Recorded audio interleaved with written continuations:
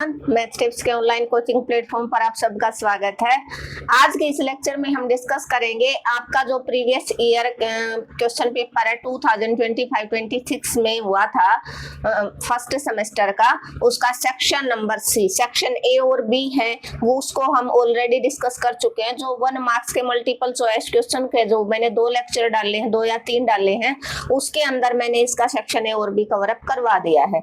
तो आज के इस लेक्चर में करेंगे हम सेक्शन नंबर सी, जो लास्ट ईयर पेपर हुआ था उसका सेक्शन सी डिस्कस करेंगे। जो रीअपीयर है उन बच्चों के लिए भी ये लेक्चर इंपॉर्टेंट रहेगा, और जो बच्चा फर्स्ट सेमेस्टर का एग्जाम दे रहा है, एग्जाम देने से पहले इस लेक्चर को जरूर देखें। आप जल्दी से जल्दी सेशन को शेयर कर दीजिए, और जो बच्चा चैनल पे फर्स्ट टाइम विजिट कर रहा है वो चैनल को सब्सक्राइब कर लिए भाई, और जिसको लेक्चर अगर अच्छा लगता है तो कमेंट और लाइक करना बिल्कुल मत भूलिएगा, ठीक है। Section number C, question number 13, find the convert the complex number z is equal to, उसने दिया 1 प्लस √3 आयोटा। इसको पोलर फॉर्म में कन्वर्ट करना। किसमें? पोलर फॉर्म में। पोलर फॉर्म क्या होती है? r cos theta plus iota r sin theta. जिस बच्चे को पोलर फॉर्म ही नहीं पता होगी तो वो कैसे क्वेश्चन को सोल्व करेगा? r हम यहाँ से कॉमन आउट निकाल लेते हैं, तो आपका बनेगा cos theta plus iota sin theta. वो डायरेक्ट मॉडुलस और आर्गुमेंट ना देके इस क्वेश्चन को ऐसे दे रहा है। मॉडुलस और आर्गुमेंट देता तो आपको r की वैल्यू अलग निकालनी पड़ती और थीटा की वैल्यू अलग, लेकिन r और थीटा दोनों की वैल्यू को आपको यहाँ पर पुट अप करना, वो पोलर फॉर्म होता है। तो एक कॉम्प्लेक्स नंबर का क्वेश्चन वो 3 टाइप से आपको वो देगा। अब आप का डिपेंड करेगा कि आपके एग्जाम में किस टाइप का वो दे रहा है। तो आपको पता है मोड z, जिसको आप r बोलते हो, मोड z किसके इक्वल होता है? r। और r किसके इक्वल होता है? Under the root real part का होल स्क्वायर और इमेजिनरी पार्ट का होल स्क्वायर। तो यहाँ से क्या आ जाएगा? Mod z is equal to under the root 1 plus 3, square से रूट कैंसिल आउट, तो r की value √4 means r is equal to आपका 2 आ जाएगा प्लस माइनस 2। तो आप पॉजिटिव 2 लेते हो क्योंकि मॉडुलस होता है, तो r की वैल्यू आपकी 2 आ गई। अब थीटा आप कैसे फाइंड आउट करते हो? tan थीटा क्या फॉर्मूला होता है? y by x। तो यहाँ से आपका है y क्या है? अगर हम इस कॉम्प्लेक्स नंबर को x प्लस आयोटा y की फॉर्म में रखें तो 1 प्लस √3 आयोटा, ये x की वैल्यू है, ये y की वैल्यू है। तो यहाँ से √3/1 means tan theta is equal to √3। और tan थीटा में रूट वैल्यू किसकी होती है? √3। आपको अच्छे से पता है tan 60 होता है। क्या? tan 60। और 60 को क्या लिखते हो आप? π/6। 180 को 6 से डिवाइड करोगे तो कितना आ जाएगा? सॉरी, π/3। 180 को 3 से डिवाइड करोगे तो 60 डिग्री आ जाता है। tan से tan कैंसिल, थीटा की वैल्यू आपकी π/3। इसको आप कहाँ पुट अप करोगे? ये आपकी पोलर फॉर्म थी, आप इसके अंदर r और थीटा दोनों की वैल्यू पुट अप करो तो आपका जो कॉम्प्लेक्स नंबर है वो किस में कन्वर्ट हो जाएगा? पोलर फॉर्म में कन्वर्ट हो जाएगा। वैसे ये क्वेश्चन है वो मैंने कहाँ डिस्कस कर लिया था? r की वैल्यू थी 2। कहाँ डिस्कस कर लिया था? जो कॉम्प्लेक्स नंबर का इंपॉर्टेंट लेक्चर डाला है ना मैंने, मोस्ट इंपॉर्टेंट क्वेश्चन का जो भी लेक्चर डाला है उसके अंदर मैंने इस क्वेश्चन को कवर अप करवा दिया था। तो जिस बच्चे ने लेक्चर देखा होगा कॉम्प्लेक्स नंबर के, लॉगरिथम के और ट्रिग्नोमेट्री के, अब तक के जितने भी क्वेश्चन आए हैं मोस्ट इंपॉर्टेंट क्वेश्चन है वो सारे के सारे मैंने डाल दिए हैं एक लेक्चर में। आप एग्जाम से पहले जरूर उन लेक्चर को जाके देखें। अगर वो लेक्चर भी देख लिया आपने, ये लेक्चर देख लिया, तो आप पास हो जाओगे इजिली। आपको पास होने से कोई नहीं रोक सकता। क्या था? z is equal to 1 plus √3 iota था। इसको पोलर फॉर्म में, पोलर फॉर्म कॉम्प्लेक्स नंबर के होते हैं r cos theta plus iota sin theta. r common out निकाल लिया ये आपका। तो यहाँ से आपने मोड z की वैल्यू आपको पता, r की वैल्यू इक्वल होती है, r की वैल्यू क्या होती है? अंडर द रूट x का स्क्वायर प्लस y का स्क्वायर। x की वैल्यू 1, y की √3 का होल स्क्वायर √4 2 की वैल्यू होती है, 2 का अंडर √4 होता है। तो मोड था तो पॉजिटिव नेगेटिव का कोई चक्कर नहीं आ रहा। आपका क्या हो जाएगा? क्या आ जाएगा? आपका r प्लस का 2 हो जाएगा, माइनस के 2 का कोई चक्कर नहीं रहता क्योंकि ये वैल्यू पॉजिटिव मोड होते हैं। मोड में वैल्यू आपकी क्या रहेगी? पॉजिटिव रहती है। अब थीटा और निकालना होता है, ये वाला थीटा, तो tan theta y by x होता है। दोनों पॉजिटिव थे तो क्वाड्रेंट का भी कोई चक्कर नहीं है। ठीक है, एग्जांपल नंबर कौन से जो मैंने बताए थे वो आप एग्जाम्पल और एक क्वेश्चन नंबर 27 जैसा उसको आप कर लेना। तो थीटा आपकी π/3 आ गया, दोनों की वैल्यू आपने पुट अप कर दी। क्वेश्चन नंबर 14 लॉगरिथम का क्वेश्चन आया हुआ 4 मार्क्स में, लेकिन ये मैं श्योरिटी देती हूँ जो मैं ये क्वेश्चन करवाऊंगी इनसे बाहर आपका एग्जाम में नहीं आएगा। वो आप जब पेपर में बैठोगे इतना आपको पता चल जाएगा। आप सबकी हेल्प के लिए फर्स्ट सेमेस्टर की प्लेलिस्ट अलग बना दी है, सेकंड की अलग बना दी है। क्या प्रूव करना है? log of a to the base b multiply log b to the base c multiply log c to the base a equal to 1। तो आपको पता है इस टाइप के भी मैंने क्वेश्चन बताए थे। ये किस फॉर्मूले के ऊपर डिपेंड है? log ऑफ ab कैसे ओपन होता है? log a to the base e upon में log b to the base e, दोनों के अपॉन में आ जाएगा। तो इसको इस फॉर्मूले से ओपन करो, क्या हो जाएगा? log a to the base e upon में log b to the base e into log b to the base e upon में log c to the base e into log c to the base e upon में log a to the base e। तो आपको 1 equal prove करवाना है। ये सारे आपस में क्या हो जाएंगे? log e b c a cancel out, 1 equal to 1 L H S equal to R H S आएगा।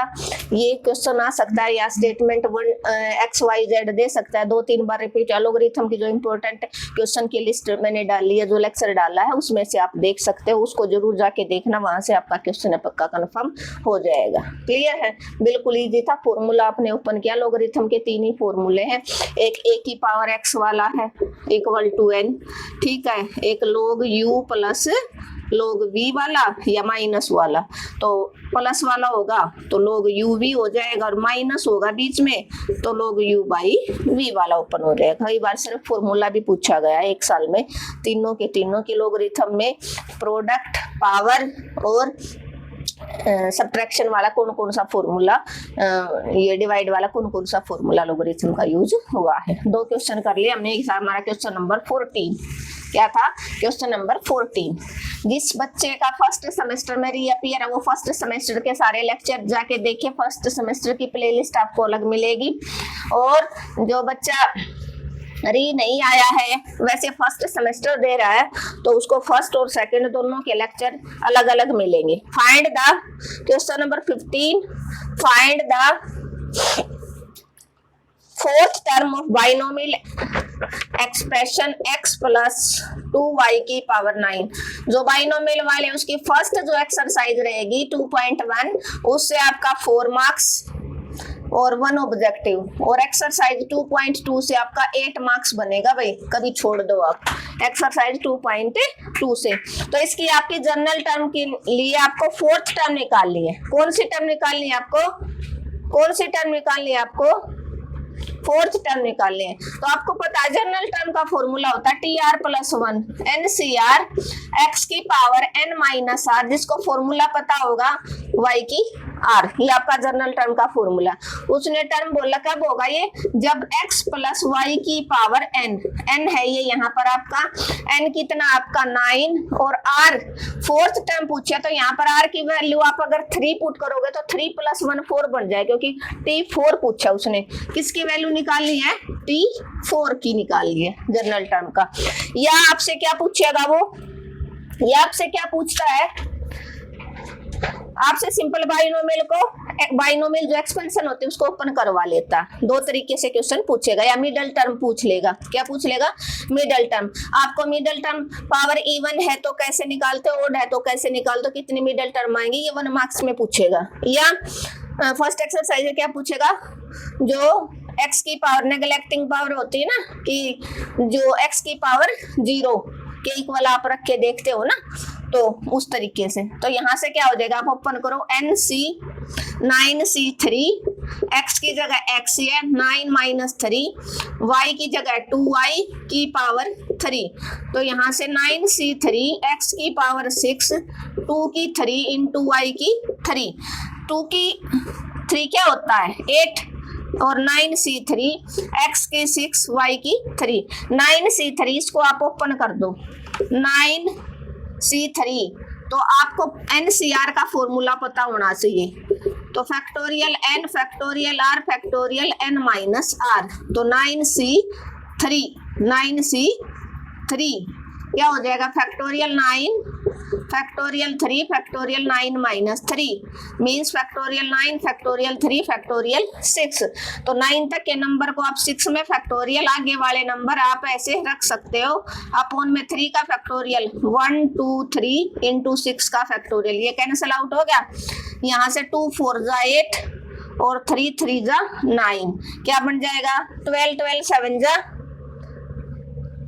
12 7 जा कितना होगा 84, और 84 को आप किससे करवा दोगे, 84 इंटू 8 x की 6 y की 3।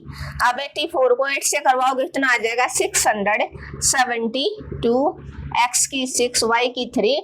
ये आपका फोर्थ टर्म होगी। हो सकता है कि बार फोर्थ की बजाय फिफ्थ पूछ ले, थर्ड पूछ ले, कोई भी टर्म आपसे पूछ सकता है। तो जो भी टर्म उसने पूछा T7 पूछ ले, इसका मतलब यहाँ पर 7 कब बनेगी, जब r की जगह 6 + 1 है ना, क्योंकि फॉर्मूले के अकॉर्डिंग आपको चलना है। तो 6 पुट करोगे तभी T7 की वैल्यू आएगी। तो यहाँ से आपको देखना, क्योंकि यहाँ पर उसने पूछा था T4 की, जनरल टर्म का ये फॉर्मूला था NCR x की n माइनस r y की r। तो यहाँ से आपने n की जगह 9 था, r की जगह 3, 9C3 x की 9 माइनस 3 2y की पावर 3, 2 की 3 अलग कर दिया, y की 3 अलग, x की 6 y की 3, 2 की 3 8 होता, 9C3 को आपने ओपन कर लिया, उसका आंसर आया 84 इंटू में 8। ये आपका फाइनल आंसर हो जाएगा। क्वेश्चन नंबर अब हम बढ़ते हैं 16 पे। किस पे आ गए हम 16 पे। इस सेक्शन को हम 2 लेक्चर के अंदर मैं डालूंगी, क्योंकि एक लेक्चर आपका शायद लेंथी हो जाएगा, फिर आप ज्यादा जो लेंथी लेक्चर होता है उसको आप देखते नहीं, अदरवाइज इतना बड़ा लेक्चर होता नहीं है। ए की वैल्यू दे रखे क्वेश्चन नंबर, हम बढ़ गए 16 पे।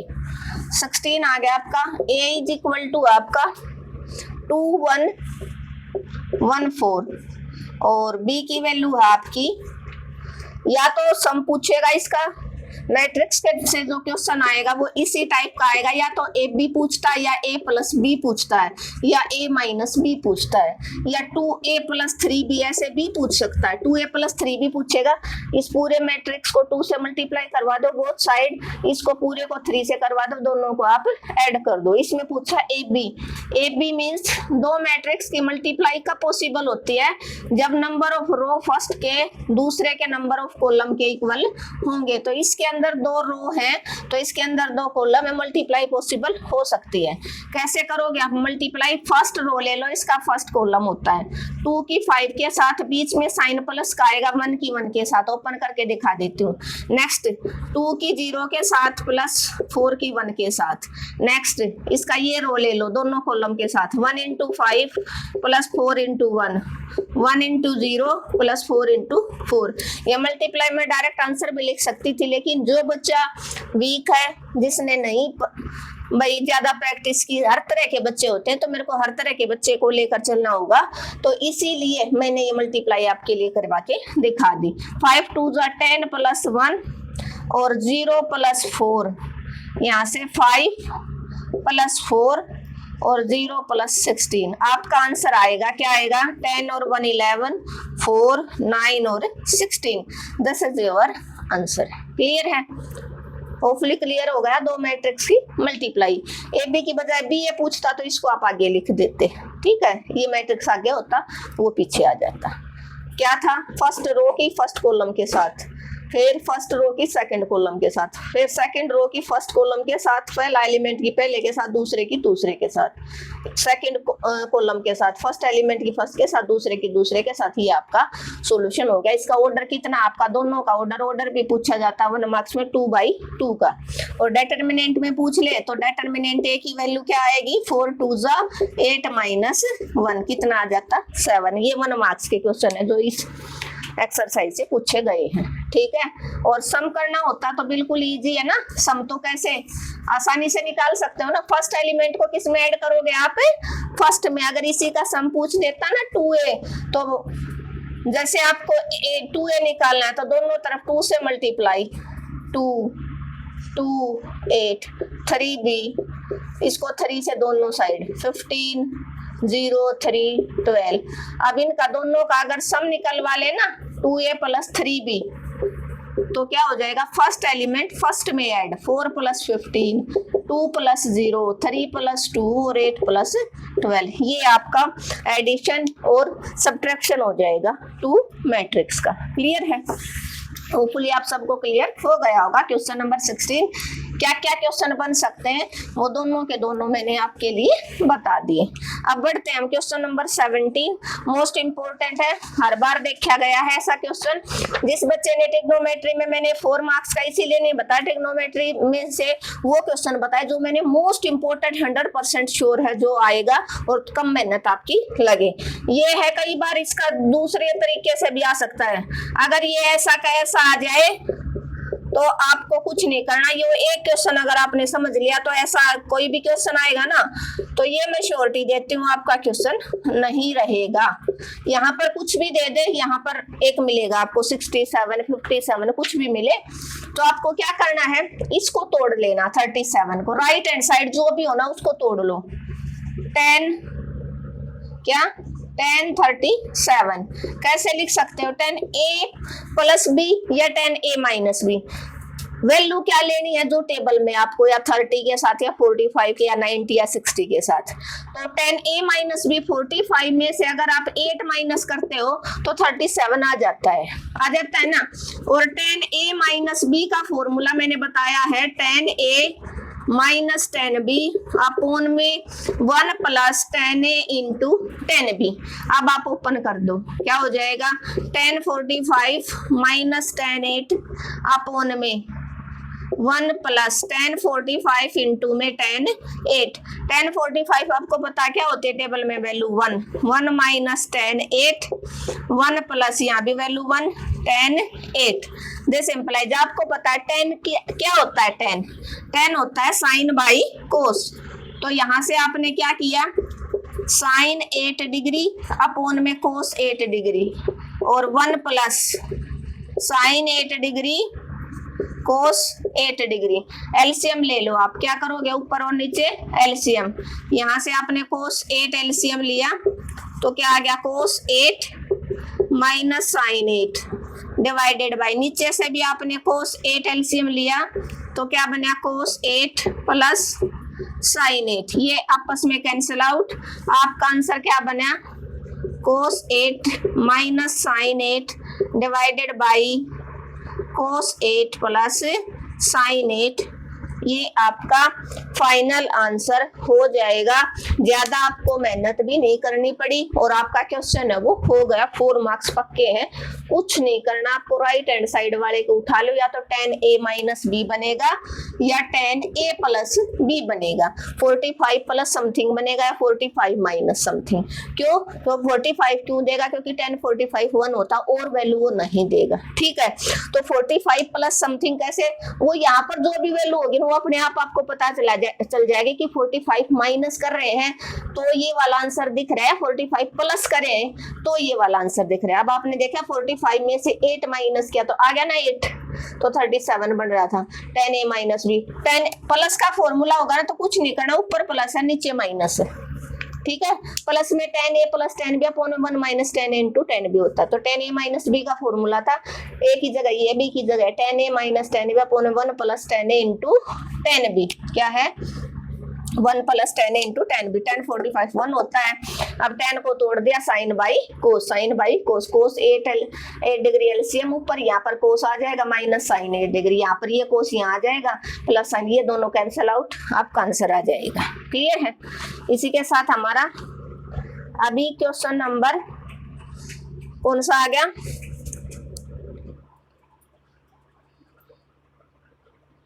पांच क्वेश्चन अपने हैं वो इस लेक्चर से हो चुके हैं। ट्रिग्नोमेट्री का ये एक क्वेश्चन और मैं करवा देती हूँ, उसके बाद जो नेक्स्ट बचे हुए क्वेश्चन होंगे वो हमारा नेक्स्ट लेक्चर रहेगा, क्योंकि एक लेक्चर में ज्यादा बड़ा हो जाए। Question number 18, from A point कितने मीटर दूर है आपका, एक ट्रायंगल गिवन है आपको, क्या गिवन है, फ्रॉम ए पॉइंट। ये 10th क्वेश्चन 10th के अंदर आप पढ़ के आए थे ना, कि एक कोई भी आपका क्या है 20 मीटर अवे यो आपका टावर है कोई भी, ठीक है, इसके फुट से कितनी दूर 20 मीटर दूर आपका जो एंगल ऑफ एलिवेशन, इस टावर का एंगल ऑफ एलिवेशन कितना 30 डिग्री। तो इस टावर की आपको हाइट निकालनी है। तो ये आपकी राइट एंगल ट्रायंगल है। कैसे है? Triangle ABC is right angle triangle.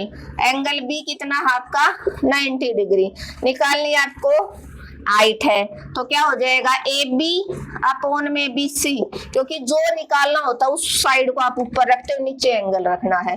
तो आपने ये फॉर्मूला पढ़ रखा होगा, पंडित बद्री प्रसाद हर हर बोले, परपेंडिकुलर अपॉन बेस क्या बनेगा आपका tan 30 डिग्री। तो AB की वैल्यू लेट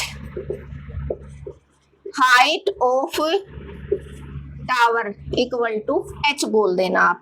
तो h बाई BC की वैल्यू आपकी कितनी गिवन है 20।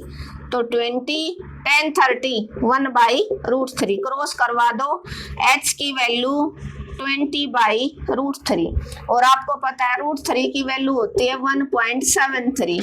तो दिस इम्प्लाइज यहाँ पर जब आप सोल्व करोगे 20 बाई 1.73, पॉइंट हटाने के लिए ऊपर 2 0 हो जाएंगी 173। जब आप इसको इससे डिवाइड करवाओगे तो आपका आंसर 11 हाइट कितनी आ जाएगी 11.56 मीटर। कितनी हो जाएगी 11.56 मीटर। बड़ा अच्छा क्वेश्चन है। कई बार ये हाइट दे सकता है, जिस बच्चे को फॉर्मूला याद है अगर ये पूछ लेगा या इन दोनों में से कोई गिवन है तो आप देख लो, जो निकालना वो आपको ऊपर रखना है। पहले वैल्यू साइन की होती, दूसरी कोस की, तीसरी tan की। उल्टा कर दोगे कोसिकेंट h बाई p होगा कोसिकेंट, h बाई b होगा सीकेंट और b बाई p होगा तो कोट थीटा हो जाएगा। जो निकालना वो आपको ध्यान रखना ऊपर एंगल ऑफ एलिवेशन ये होता है, डिप्रेशन का एंगल ऊपर बनता है, ठीक है, इतना ध्यान रख लो। आसान सा क्वेश्चन देगा, ज्यादा बड़ा और पजल करने वाला नहीं देगा। क्लियर है? तो इसी के साथ हमने कितने 18 क्वेश्चन कर लिए। नेक्स्ट जो क्वेश्चन होंगे वो हम नेक्स्ट लेक्चर में करेंगे। आप देखना और जुड़ना बिल्कुल ना भूले। Thank you everyone. अगर आपको आज का लेक्चर अच्छा लगा तो आपको क्या करना, आपको अपने चैनल को ज्यादा से ज्यादा शेयर करना है। एटलीस्ट आप 10 स्टूडेंट के पास शेयर करें। जिस बच्चे ने चैनल को सब्सक्राइब नहीं सब्सक्राइब कर लें, कमेंट और लाइक करना बिल्कुल मत भूलना। मिलते हैं नेक्स्ट लेक्चर में।